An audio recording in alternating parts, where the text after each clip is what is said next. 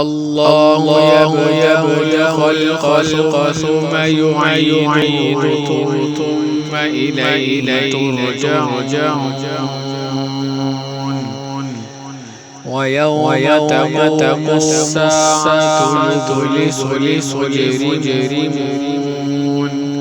ولم يكن لهم من شركائهم شفعاء وكانوا بشركائهم كافرين